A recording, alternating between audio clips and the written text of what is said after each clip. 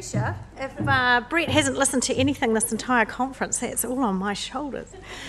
Anyway, everybody, look, thanks very much for joining me rather than our political expert Bernard Hickey next door. I'm not sure how full that room is, but I'm really impressed that you're with us today. So I'm with Infrastructure New Zealand, and as they say, sometimes you need to get a better work story because it could be pretty dry, and part of our work is how we make infrastructure sexy. Hopefully we're getting there. Hopefully we've got some things today that we can share with you that you might find useful for your organisation. So who are we? Infrastructure New Zealand is the peak body for the infrastructure sector.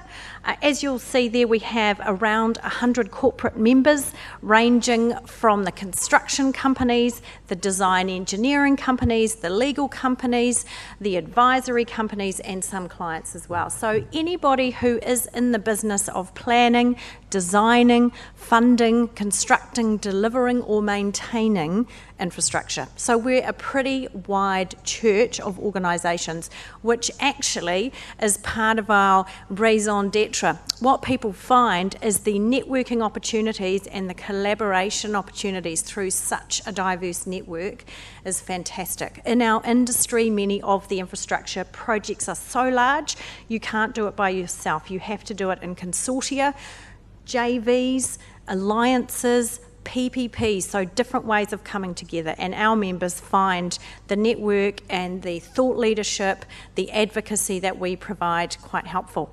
We're a small team, we're a team of 5. One of my colleagues, Sally Bunce, our events director, is at the back.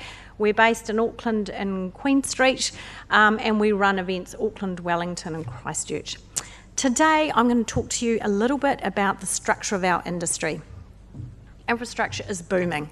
You would have heard about the earthquakes in Kaikoura, the rebuild of Christchurch, some of the large highway and motorway projects, the Waterview Tunnel, Puhoi to Wellsford Motorway. We have got projects coming out our ears, and one of the key issues in infrastructure is a shortage of skills and talent. Every year, the sector tells us we cannot find enough people, whether that's people right through from on the shovels, right up to the design, the geotech, the planning, the expertise. So the market is coming to a difficult situation, and as the thought leadership body, we thought, right, there's got to be something that we can do about it.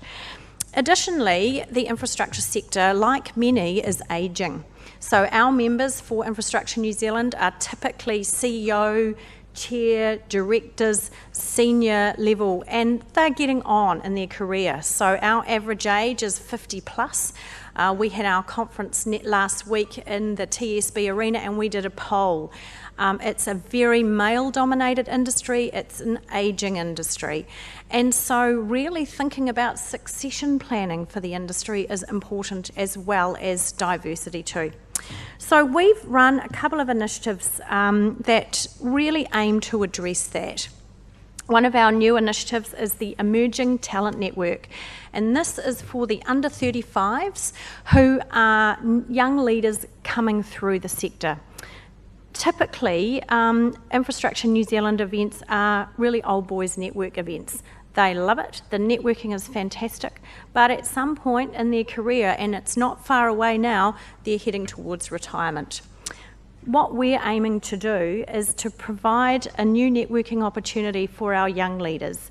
This aims at helping them develop their careers. So we have done all sorts of things, from breakfasts at our conference to make sure that they have other people to hang out with at the event. So on the second morning of our 2-day conference, we have an infrastructure breakfast with infrastructure top leaders and young emerging talent, hugely successful. We've run a raft of events throughout the year which are really well supported by our membership, with speakers, with sponsors, and you can see there what we're also looking to do is grow the soft skills of the industry young leaders. How to network. I mean, we take that all for granted. You don't need to close a $10 billion deal over your first introduction. All you're wanting is to get a coffee. That's all you're wanting, but for these young leaders, that's the sort of skill set that they're really needing help to develop. You'll see there public speaking, you know, a big part of your job. And we've got other events like your social media profile, how you can develop that. So what we do is we find we run a number of events during the year, and we offer other benefits like reduced conference rates for our young leaders as well. So that's been hugely successful. It's been something that we're looking at growing and developing over the next year, and it's something that our CEOs really value. It's a fantastic way of really getting continuing education and development for the young leaders as part of their Infrastructure New Zealand membership fee. So there's no additional cost. For Infrastructure New Zealand members, it comes with your annual subscription, which has been another way for us to engage more deeply within an organisation. We find our membership level is at that CEO level. If that CEO moves on, we have to be very careful we don't lose the relationship with that organisation. And we're finding through these networks, we have a deeper relationship with greater numbers in the organisation. The other network that we have established this year is the Women in Infrastructure Network. And I just want to tell you a little bit of a story. We lead annual thought leadership delegations, and a couple of years ago we were in Canada. And at the end of the delegation, we went to the equivalent Canadian Infrastructure Conference, and I looked around the room and I thought, wow, there's about 30% of this audience women, which in the New Zealand context, you know, we get a conference of 500, and up till this year we might have had 5 or 10 women at the conference, so it's a very male industry. Anyway, they introduced me to the Women's Infrastructure Network, which is a global network run in Australia, Canada, the UK, and now New Zealand. So after learning about it in Canada, we did a synchronised first hot lunch date with offices in Auckland and Wellington, Skyping in to representatives from Vancouver, Toronto and Alberta, talking to them about how they'd set up their network. So what we've done is in 1 year, we have established the WIN Advisory Board, chaired by Margaret Devlin. We operate now 3 chapters in Auckland, Wellington and Christchurch, with a 4th to set up in Otago, and I got an email yesterday from Northland who are keen as well. We thought that there were no women in the infrastructure sector because they were invisible. I now have over 700 women as part of this network in 1 year. It's gone gangbusters. It's bigger than Ben-Hur. The tricky thing is how we make sure that we allocate resources and time to manage it. So it's been a really exciting journey for Infrastructure New Zealand.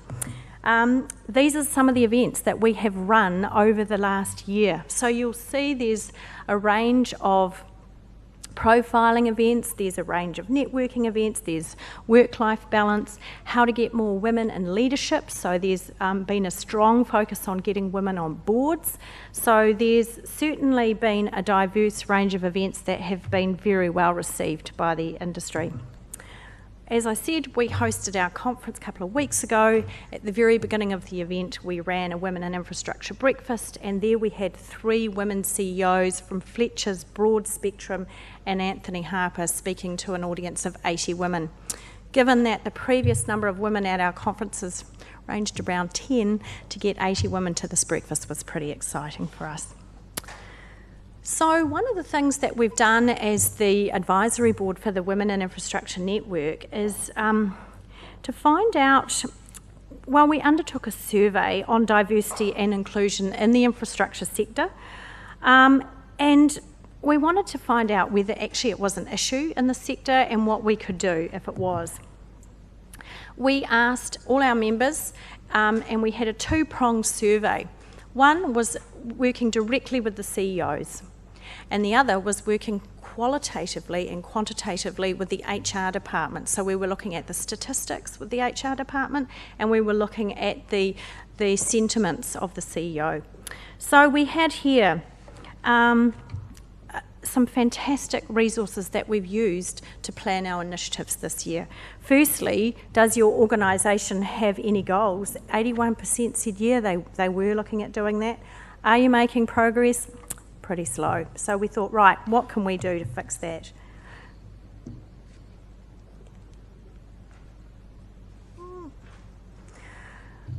I mentioned that why are we interested in this? And numerous studies tell us that diversity of thought, diversity of thinking delivers business success. Our members, our CEOs told us too that it's really important. Our survey results echoed the thinking of many other studies, saying that greater diversity brings access to a wider talent pool, diversity of thought, perspective and experience, and better governance and decision making due to a reduction in groupthink. And all that leads to a better bottom line. The other thing that we're really hearing is that why are people wanting diversity? These days, many clients are demanding diversity on teams to match the community that they are serving. So if we're looking at providing opportunities for the public on how to use public transport, we want a range of people planning that transport so that it works for everybody. So if we recognise that diversity is good, why is it so hard to achieve? Why are we still in this situation? We asked our members, is it a good thing for them? They certainly thought it was, but they also noted that there are a number of barriers. Our respondents in the survey reported that unconscious bias, discrimination, old-fashioned attitudes towards flexibility and parental leave, a lack of female role models making women less confident in putting themselves forward were all felt to be barriers to achieving greater levels of diversity within the teams. What type of barriers were out there? So our CEOs came back to us with barriers that they had identified within their organisations. So what are some things that you could do or your organisation could do to address some of these barriers? Our respondents said that removing unconscious bias, changing recruitment policies, promoting flexible working arrangements, providing diversity training and upskilling courses, supporting or establishing networks, and supporting role models and providing mentoring opportunities could be a great idea. So the Women in Infrastructure Network took this information from the survey and said, okay, we can't be all things to everybody, but what we can do is we can focus on 3 areas. So what we're looking at over the course of our initiatives is growing the public profile and normalising women in the infrastructure industry, role modelling and championing the cause.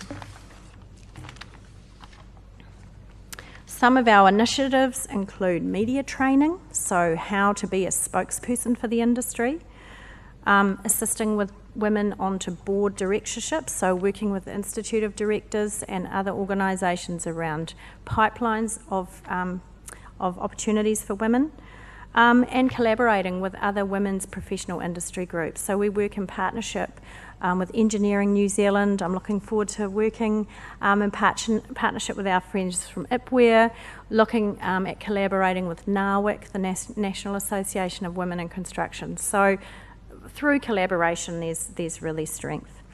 Role modelling is around encouraging a diversity of speakers where possible and showcasing women leaders. And championing the cause is providing or profiling infrastructure leaders who are champions of change.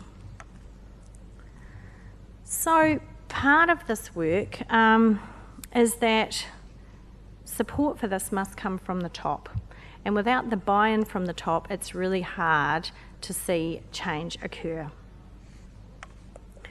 Support has been really generous for the membership, from the membership base.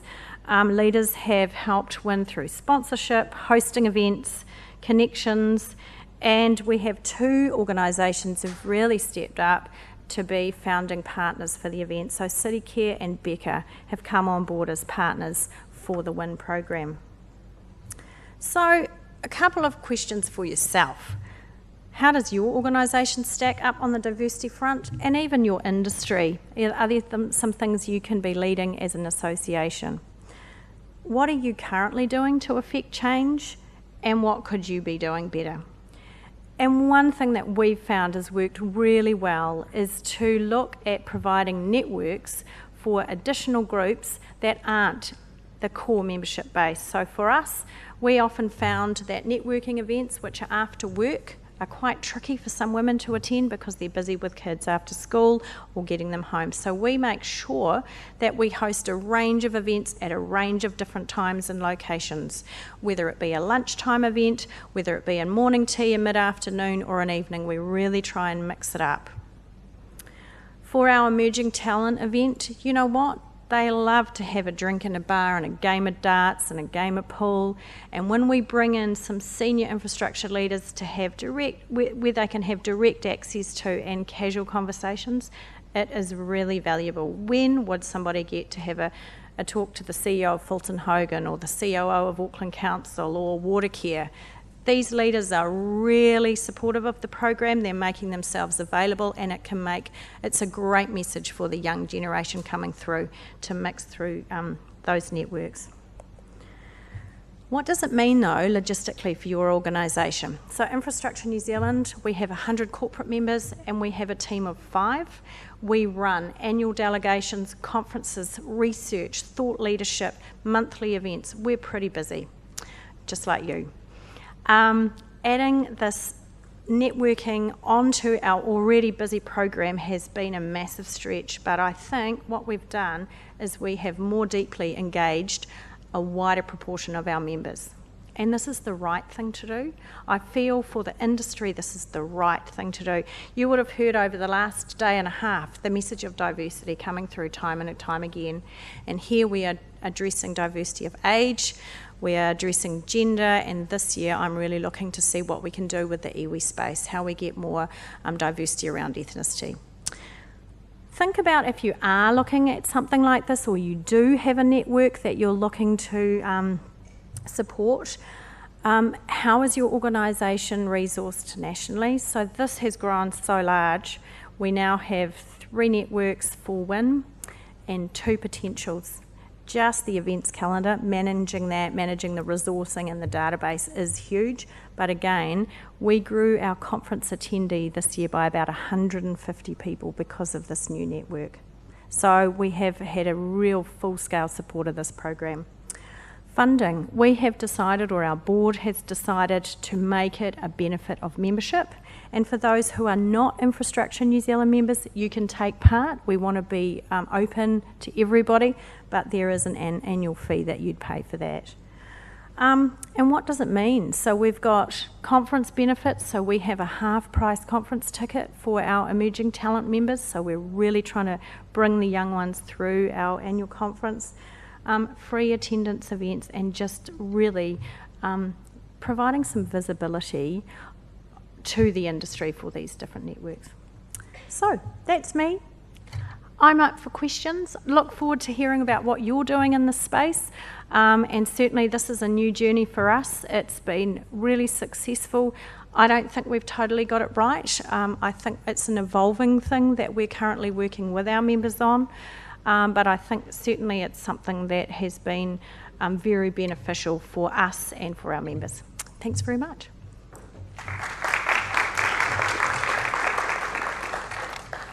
Are there any questions? How do you go about encouraging more women to participate in the trades?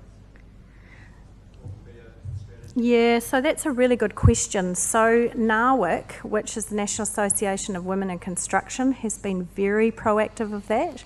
And also there's an organisation in Christchurch called SCIRT, and they have developed SWIC, which is how to get more women in construction.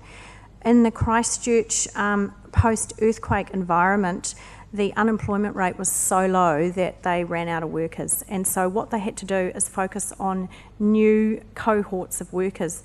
And they worked really closely with their media team and their comms team around how to portray more women in the sector. So media photos, inclusive language, providing information sessions and opportunities, but right back to the school level, going right back and saying it's not just a job about strength. There are all sorts of opportunities through the sector. So for us, we are really at that professional services level, so trades is really with NAWIC or some of the other associations, but it's certainly something we're thinking about right back to the school level. Yeah. Yeah. What kind of scheduling works best for your emerging talent? Because that's an ongoing issue, a young family, and how do you do a variety of things? We do. So for our emerging talent network, they're generally under the age of 35, and we find we cannot do things in work hours for them. They need to be in the evening, and we do 4 events a year. So for them, we're hoping that they can get a leave pass to attend some of these different events 4 times a year. For our Women in Infrastructure network, we run a raft of events right across the day. So we mix it up every time. So some people may not be able to come to every event, but we're hoping that by mixing up the times and the activities, that there would be something that would work for different people in that spot. Yeah.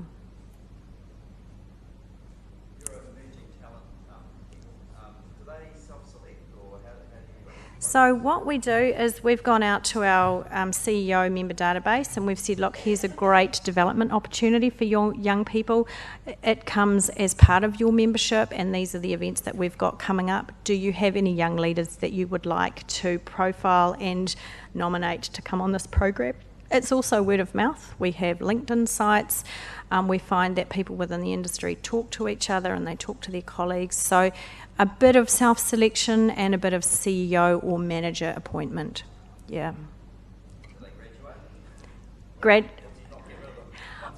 Yeah, no, we like to look after them. They like it. They really enjoy catching up with each other. At our conference this year, we had 2 emerging tables for the dinner. I think they're finding the network really valuable themselves. So, yeah, they're worried when they turn 36. Yeah. Yeah.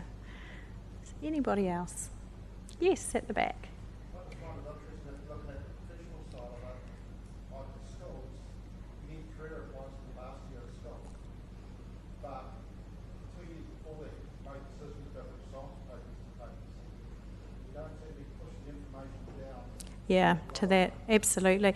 Well, it really even starts, studies have shown that it really starts at much younger than that. And if at intermediate school that your children are not enjoying maths and they already want to give it, it's too late. We need to go right back to that level. So absolutely, the careers departments are really key. We are an umbrella group, and underneath us there's lots of technical groups, so engineers, lawyers, bankers, and they work at that level down into the schools. But certainly I think a greater relationship between industry and education is vital. Yeah. Well, most kids don't even know what infrastructure is. I mean, most people still think, Sarah, what do you do for your day job? It's pretty confusing even as an adult. But I think that, as they say, the jobs that our kids are going to be working in haven't been invented yet. New Zealand is becoming a world expert on geotech, particularly in the earthquake and seismic areas. I think Holly mentioned that, you know, some of the engineering practices here, and particularly post-Christchurch, there was a lot of alliance work done, which really has put New Zealand in great stead for health and safety, and for some of those type industry raising the bar benchmarks. So we're doing some good stuff, but I think filtering it down through the schools is really important. Yeah. There was another question down the back. Yes. I was just going to make a comment that I'm from the Bar Association, so we've got barristers and judges who are members, and it's been a real concern for us that senior members of the profession who are female often get appointed to the bench to assist with the quality and diversity of the bench. But then it means that our senior barrister members who are female are disappearing onto the bench. So we're actually just in the process of organising a big training event. We have a real issue getting quality representation, particularly at senior level. So we've just, in my time, which is 7 years of organisation, our second female president is starting in October next year, and she is also leading with one of the most senior members of the bar, male, to push gender equity policy and equitable briefing policy. And we're just working with New Zealand Law Society, also with Ross McVeigh, to launch a policy that we're going to try and get organisations to sign up and align themselves to, and we're trying to actually have that reported on every year. So we're just working through that process. But it was interesting that I've just spoken to somebody who's in the Veterinary Association, and they've got the same issues. Yeah. I think there's several things too. Transparency, so putting a stake in the ground about numbers is really important. There's an organisation that used to be called the Equal Opportunities Trust, it's now called Diversity Works. If you're looking for resources, you're looking to start this journey, they are an amazing wealth of information. They have a library, they have people who will come and speak and help you with it. A lot of our members are very active individually in this space and, you know, have won awards, and I love to profile them for the rest of the industry. So there are lots of things you can do, little baby steps. This is going to be a slow journey, but it's one I think that we can gain lots of benefits from for the sector and for New Zealand. So thanks very much.